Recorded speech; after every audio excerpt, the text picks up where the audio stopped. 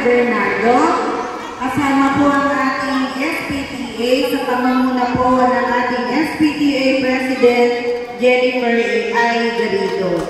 Siyempre po, sa ating po,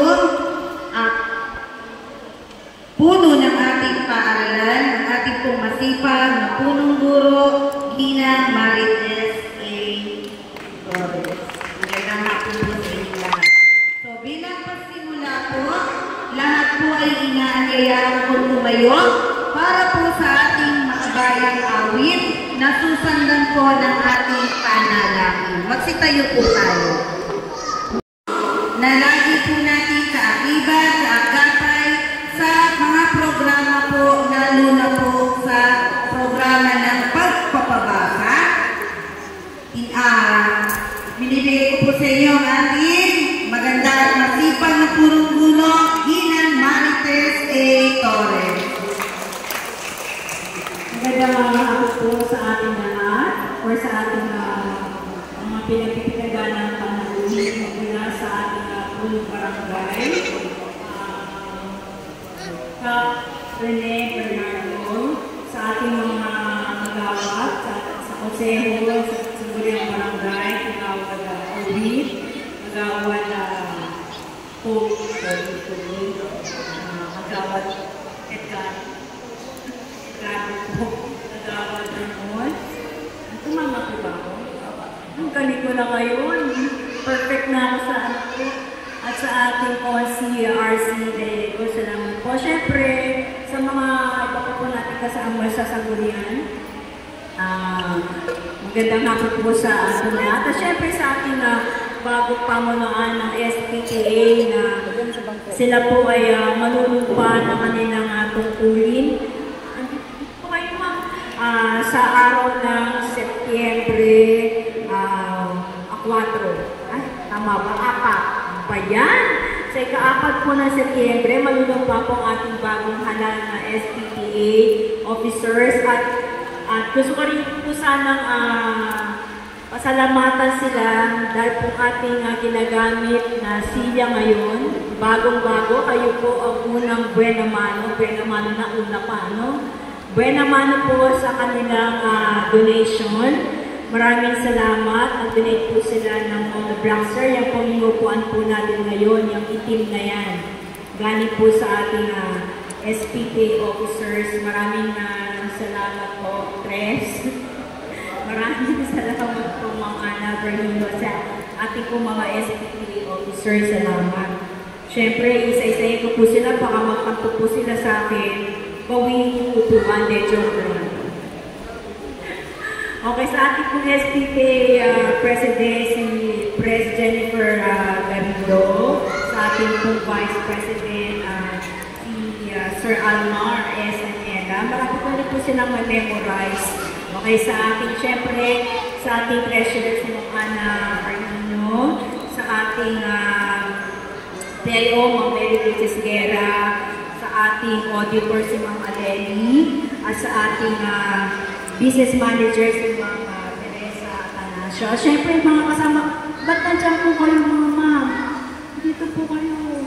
Okay, si Ma'am Trixie, Dayan Dennis, at si Ma'am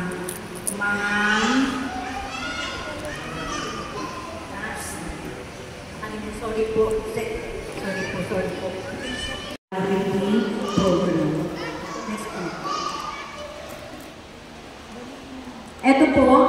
Ito po yung mga patayan na mga batas dati para sa aral reading program. Pero lahat po yan ay papaguhin para lang po sa bagong proyekto ngayon ng gobyerno na pagkatawag na aral reading program. Okay, dati po meron tayong Touch Up Fridays, meron tayong Learning Recovery Program. Ngayon po ay aral reading, aral program po. Ayan po, yung dati po, ang tawag dyan ay NLRT. Ngayon po, ang tawag na ay aral program. Dati po, ang NRT, ngayon po, ang tawag ay aral reading program. NRT po, National Remediation Program. At ang NMP po ay National numeracy po. Okay? So ngayon po, ang tawag ay aral math na at aral science. Ngayon po, mag-concentrate muna tayo sa aral reading program. So ang concentration po ay reading muna. Doon muna po tayo mag-concentrate. Okay? So salamat po at muli, sana po supportahan niyo po kami sa gagawin nating proyekto. Salamat po. Ayan ating maririnig mula po sa ating masipag na punong barangay Kagalang-Galang Renato F. Bernardo.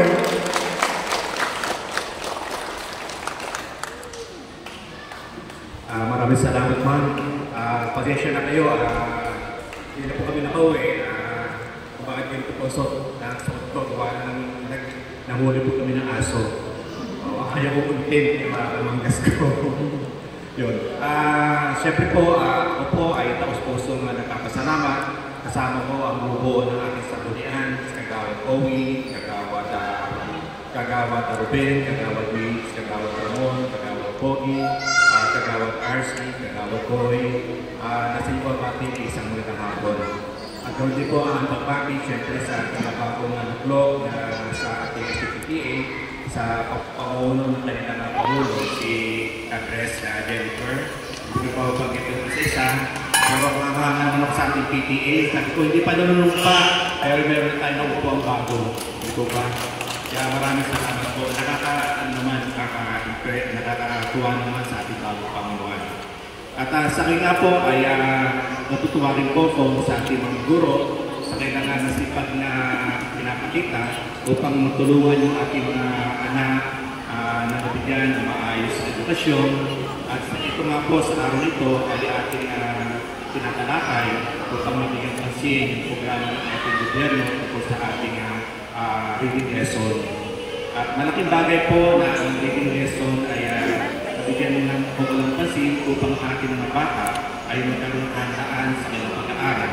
Sapagkat napakahirap po sa isang tao o sa isang bata na hindi marunong bumasa. Napakahirap po. At naniniwala po ko, wala namang batang bobo Di ba ba? Walang batang bobo. Ang kailangan lang po ay yung suporta ng magulang at siyempre yung sa tono ng mga guro. Dapat natin malaman na hindi ganun kadali sa isang guro na maturuan ng kailangan mag-aaral sapagkat sa isang klase ay halos matungkuyan na po sila. Di po mahigit pa. Samantalang sa ating mga magulang ay 1:1 po tayo. Di po ba? Lalo kung ano natin, isa lang o dalawa lang. Kaya sa ating mga magulang, napakalaki po na inyong papel upang mabigyan ng maayos na handaan ng ating mga bata para sa kanilang pag-aaral. At sa Sangguniang Barangay po ng Tagalat, kaya kami may gumagawa ng mga paraan upang mahigop ang ating mga magulang at mag-aaral na makilahok sa itong programa. At nakarangalan po ay nagkaroon tayo ng isang proyekto na lahat ng mga batang nagpapos sa Karabasa, ilagay kayo ng 3 kilos na bigas, di po ba? At masabi ko halos walang barangay na nakakagawa noon na mabigyan ng ganitong programa ang mga batang ating tinutupan. At sa ngayon, kaya amin pa rin siguro mapaghandaan at nabigay ng programa yung ganitong paghanda na mapagduan ulit namin na magbigay ng mga bata na mapagkakapos sa ating gagawin programa. Yun lang po, sa kanan po ng lubo ng Sangguniang Barangay Tagalag, kaya kami po bagay sa inyo na isang magandang tanghali at asahan yung aming 100% suporta at kung nais nyo kami makausap at may nais kayong nililing, kaya kami bukas palad na kayo aming pakikinggan sa abot namin makakaya. Muli sa inyo lahat, magandang tanghali po at mabuhay po tayo lahat. Aral program. Familiar po ba kayo dun sa salitang aral program? Narinig niyo na po ba yun? Ay, nandiyan lang po ba? Mga mami, libre sumagot. Okay, narinig na po natin. Marami na tayong nakikita tungkol dyan sa aral program na yan. So, ang tanong, ano nga po ba yung aral program? So, unang-una po, ito po ay alinsunod sa DepEd Order number 18 Series of 2025. So, iyan po ay kautusan mula po sa Departamento ng Edukasyon. So, hindi po iyan inimpose lang ng paaralan, kaya po kayo merong ganyang aral program. Iyan po ay mandato ng ating nasa ating pong Department of Education. Mandato po nila yan. At ang aral program po na yan ay nakaangkla sa DO 45 Series of 2002 kung saan nandoon po yung Reading Literacy Program in Elementary School. Nakaangkla din po yan sa DO 13 Series of 2023 o yung tinatawag nating Recovery Program in the Department of Education. Ganon din po sa DM 001 Series of 2024. So, kumbaga po, yung aral reading program na yan o tinatawag nating Academic, Recovery, and Accessible Learning ay isang batas po. So, isang batas na naglalayong tugunan ang mga kakulangan sa pag-aaral ng mga mag-aaral sa buong Pilipinas. Hindi lang po sa atin dito sa Metro Manila, sa buong Pilipinas po. At layunin po nitong pabilisin ang pagkatuto at tiyak na makakamit ng bawat batang Pilipino ang mahalagang kasanayan sa pagbasa, sa matematika at agham. So kung titingnan po natin, ang aral program po ay nakapaloob po yung tatlong mahalagang subject: English, Math, saka po yung Science na sinasabi nga po natin agham. Ngayon, sabihin nyo, teacher, bakit hindi naman po kami pinatawag para sa Math, hindi po kami pinatawag para sa Science? Yes po, dahil sa panimulang implementasyon ng aral program po, ito po ay nakatutok sa pagbasa. Sabi mo, teacher, English lang, bakit may Filipino? Pagbasa sa English, syempre po kapag may English, nakaakibat po dito ang Filipino. Magkasama po sila. Lagi pong magka-join si English at si Filipino. Doon po nakatutok ang ating aral program ngayon po. Ngayon po ang tanong, teacher, paano po namin po? Paano po ba yan isasagawa? Sino-sino po ba yan? Bakit kami yung mga anak namin ang kasama dito? Okay. So, kagaya po, tumango po sila, nakita ko. Naka-video, di ba, mami, tumayo? Tumango, ano? Tumango, nakita ko po iyon. Maraming salamat po. Ma'am Steph, may dagdag ka sa ano? Tapos na, thank you for watching guys. Uwi, ano.